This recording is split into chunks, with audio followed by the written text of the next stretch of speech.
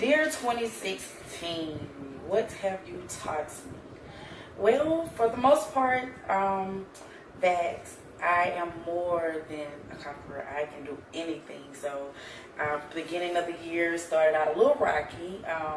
Looking for a job, trying to adapt to a new baby, family, and stuff like that. At the middle of the year, I started to feel a little bit better about myself. After I started to try to make a balance between my family, getting a job, supporting and helping out my kids and my husband, it ended up being a bit better. I think that as far as achieving some goals, I achieved that one goal of being patient. So 2016 really put me in a position to have to be patient. I gathered the knowledge of loving myself a bit more, learning myself a lot more, and I think that's something that everybody should do. Get to know yourself, learn yourself, get to know what you like, and then other things will be better for you. 2016 has also brought me a lot more happiness as far as other people, because the way that my husband loves, he's made me feel that I am worthy to be loved by somebody else. I don't just have to love myself by myself. So I really appreciate that. Also, that 2016 has made me understand that I can help other people. I really enjoyed helping people this year. So for the most part, I can't say that 2016 brought me a lot of bad things, other than us having a not so good president, but I think a good situation will come out of that as well. God can always make a good situation, a bad situation into a good situation. So maybe Trump is that one person that may, give us a life change that people didn't even expect. We don't know. So other than that, just Dear 2016, how you have changed me. Whew. We started off the year with you almost killing me. Fighting for my life was a pivotal point for me. And you made me realize the fighter that I am. You made me realize the power of prayer, which no other year has ever done. You made me realize the power of family and friends. But you got me in tune with a part of me that I haven't been in tune with in a long time. And I love that part of me because it gave me that fire back that I needed to approach 2017 and years after. You took my dad from me. Probably the most hurt that I've ever felt in my life. I've never been that hurt before. Even when I was on my own deathbed, I was more comfortable with me going than somebody that I love going. And had that been the case, I think that I would have been all right with that. But it wasn't. You taught me two valuable lessons back to back. And in the end, all it came back to was family. They have been my strength. They've been everything that I could ask for. I don't think I could have made it without them. As far as politics and other shit, you showed me the real fabric of this country. the people that are really running shit, the people that are really in charge of shit, how they really feel about me and my people. And it's sad. And I hope that in a few years we all learn from this. I think we're definitely in for another lesson as a people in whole. And I think that's about it. I don't want to get too emotional because I'm a pimp. I can't do that. And that's about it. Goodbye 2016, and thank you for the lessons. Dear 2016, so I hated you. Well, it didn't start out that way. In the beginning, I was cool with you. You know, I was excited. My husband and I were, riding high on just being together, and had spent Christmas together and January together, and, all this stuff. And then all this stuff just started falling apart. So my husband decided to tell me he's leaving. He gonna leave. But only Friday when he get paid, that kind of foolishness. So this is in July, and I just didn't understand why. Then he decided he wanted to work on a relationship.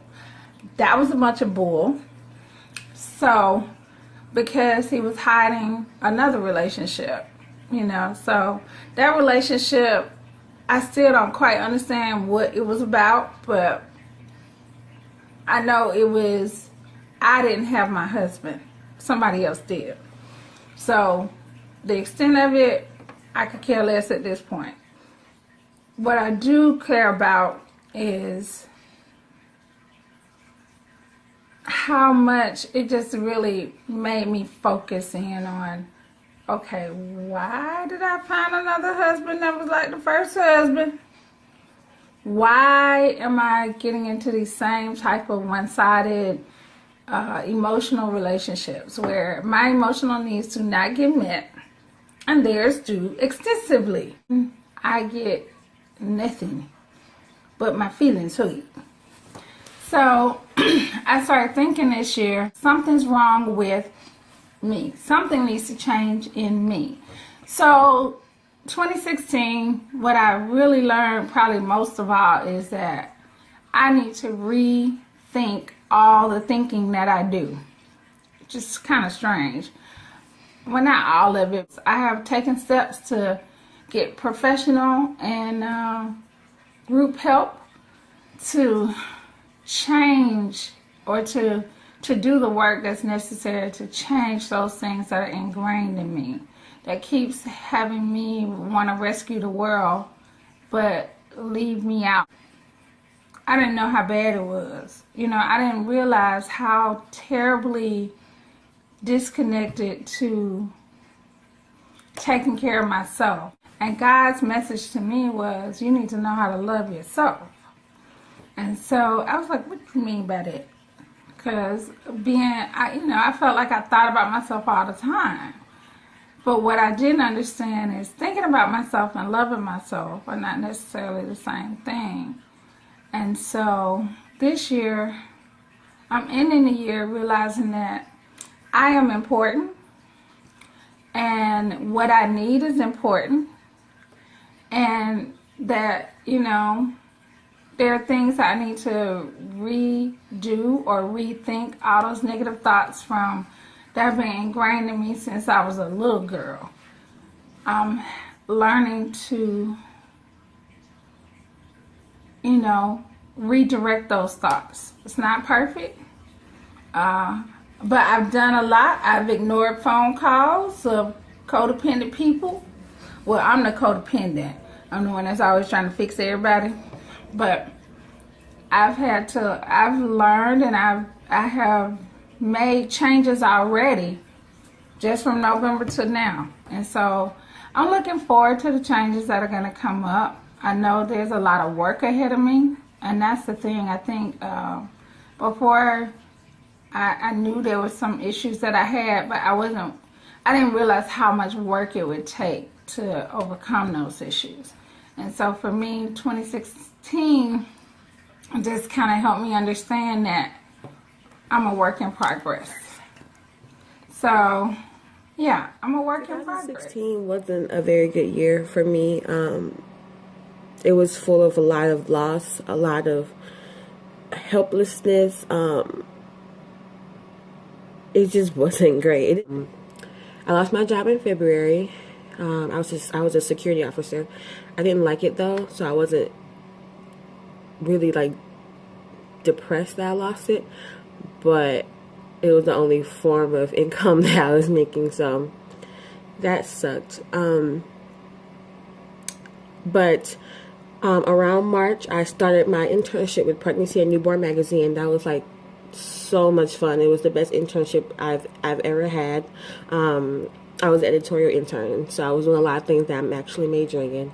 And I had that for about 3 months. But around the beginning of that internship in March, I want to say March, my uncle got rushed to the hospital because he had like a crazy, I can't remember how high it was, but he had crazy high blood pressure where he could have died.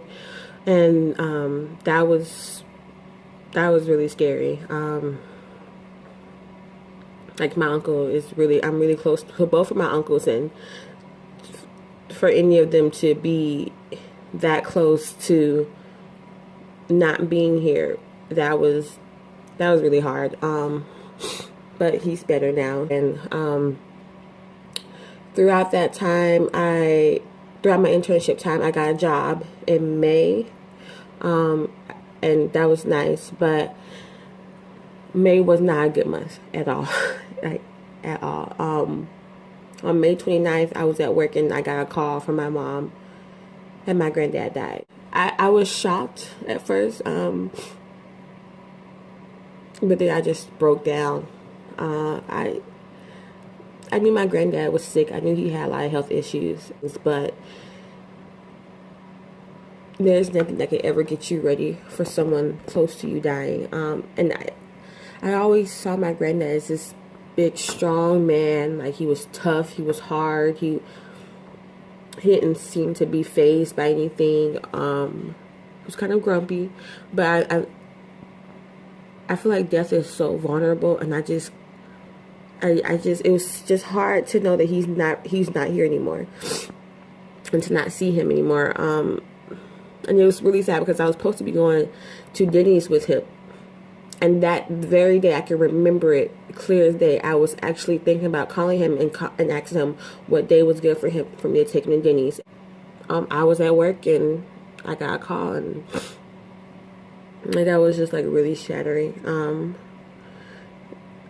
I've always expected him to be around. I think that's how most people see their grandmothers and grandfathers, that they will always be here. They've been here for a long time. That whole week throughout, leading up to his funeral and the day of his funeral, like the hardest days of my life. So that was one of the hardest moments. And then in June, like literally that next month, my mom told me she was admitting herself into Ridgeview.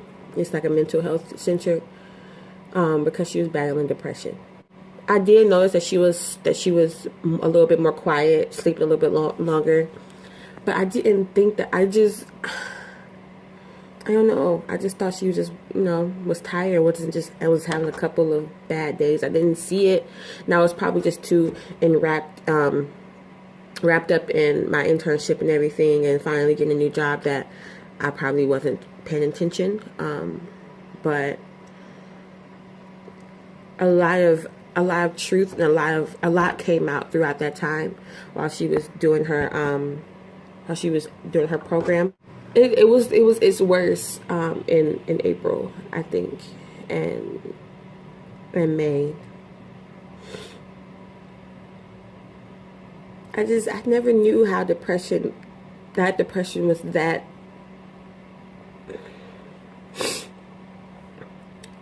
I need for my mom to be here for as long as she possibly can, and I can't imagine her doing anything or doing anything to herself and not being here. And when all of that came out, I felt devastated, because I was like, you live with her, and you didn't see it, And sometimes we take that for granted, but I can't imagine a life without my mom here.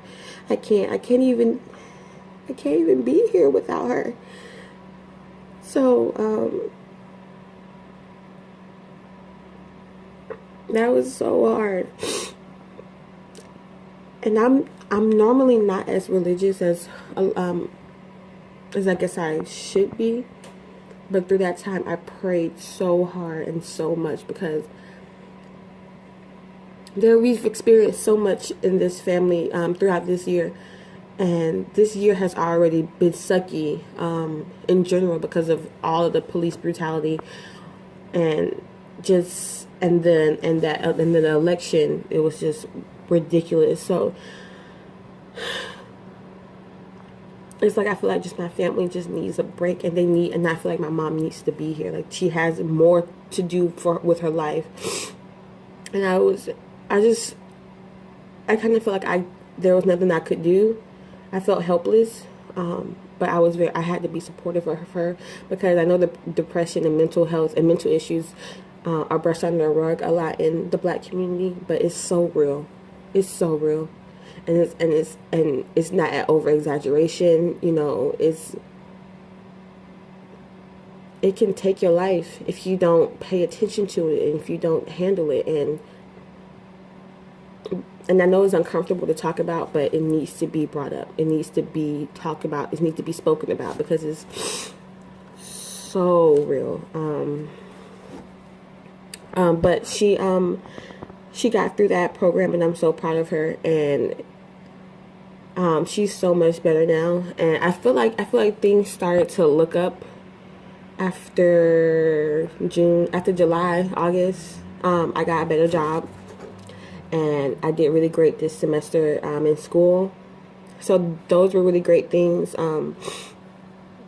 But this year has taught me a lot. It's taught me to humble myself. It's taught me to allow myself to be vulnerable. It's taught me to not be as impressionable. And not to take anything or anyone for granted. Because they can go and you'll never see them again. And there's just so much more you could say and do with people that you love that you won't ever have the chance to do when they're not here anymore. But I'm glad this year is over. I'm good. I'm good on a year like this. There's so many people died this year. It's just this year I feel like it brought out the worst in everyone. So this year was like a bad relationship, like a bad boyfriend that I'm good on. Like, I don't need you again. I got what I needed from it. I learned from it. I grew, but don't ever call me anymore. Goodbye, 2016. I'm the last one. And I wrote some of my stuff down because I didn't want to miss anything. So I'm going to start off with my letter to 2016. It says, Dear 2016, how have you changed me? Well, we'll get to that later. But let me first begin with how I feel about you. I 100%, undeniably, without a doubt, hate you. First of all, you started out with me on the side of I-20 West with my daughter and her shredded tire on her car. It was cold. I was sick. I still had to go to work that day. And I brung him the New Year on the side of I-20 West. Not to mention, trying to find a tow truck on a holiday was difficult, and it cost me a lot of money. And then after that, in January, the deaths started. Let's see. You took David Bowie and Alan Rickman, aka Snape from Harry Potter, in January. In February, you took Maurice White of Earth, Wind and Fire and Vanity. In March, you took Phife Dawg of A Tribe Called Quest. In April, you took Prince.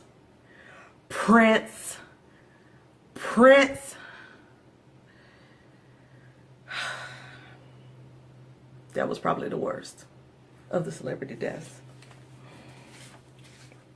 In May, you took Afeni Shakur, Tupac's mom. In June, you took Miss Cleo, the psychic. In July, you took Gene Wilder, a.k.a. Willy Wonka and the Chocolate Factory. In August, you took Bill Nunn, a.k.a. Radio Raheem. In October, you took Tommy Ford. In November, you took Gwen Ifill. And then in December, you did your level best. You took a mom and a daughter, a day apart from each other. Carrie Fisher and Debbie Reynolds. And those were just a few, because at last count, there were 151 celebrity deaths in 2016. And that's not all. Police shootings of black men were at an all-time high. I'll just talk about two. On July 5th, Alton Sterling was gunned down by police. And the very next day, July 6th, Philando Castile was gunned down by police in front of his 4-year-old daughter. And that's not all. The racists came out of hiding in 2016. I mean, y'all did y'all level best in 2016. I give y'all racists an A+. Y'all did such a great job, because you followed the example of your racist president-elect, Donald Trump. Not to mention, he did become our president in November. I won't even get into the attack on the LGBTQ community in Orlando. And these are just a few things that happened in 2016. And these are things that happened in the world. I didn't even get into my personal life. Let's see. 2016, you almost took my brother away from me in March. He almost died because he had a blood sugar of 900. He should have been in a coma, but he wasn't, thank God. In April, I became severely depressed, and by mid-May, had planned my suicide. But I didn't do it because 2016, you had another tragedy for us. On May 29th, my stepfather passed away of a heart attack. He was my mom's husband for 35 years, and a man our family loved and respected. So needless to say, that was devastating. So yeah, 2016, you've been a really shitty year. Yep. But on the flip side, because you were so shitty, and I hit rock bottom, I learned to be fearless. My purpose is to bring awareness to mental health issues, especially in the black community. To take mental health issues, bipolar disorder, depression, schizophrenia, out of the shadows, and to help remove the stigma. That's why I have my semicolon tattoo that represents Project Semicolon for people who struggle with depression and suicide. I proudly wear this, and when people ask me what it means, I proudly tell them, because it's nothing to be ashamed of. Another thing that happened to me as a result of how horrible you were 2016 is that I have mastered the art and the attitude of I just don't give a fuck. But when I say that, I don't mean I don't care about anything. I mean that I have let go of things and people that add nothing to my life. Because when you are on your own hit list and ready to take your own life, and you survive, there's nothing that you're afraid of anymore. And you don't allow things that don't matter to faze you. So yeah, 2016, you were a beast. And I still hate you. But you were also life-changing. And I thank you. Goodbye, 2016. I'm ready for 2017.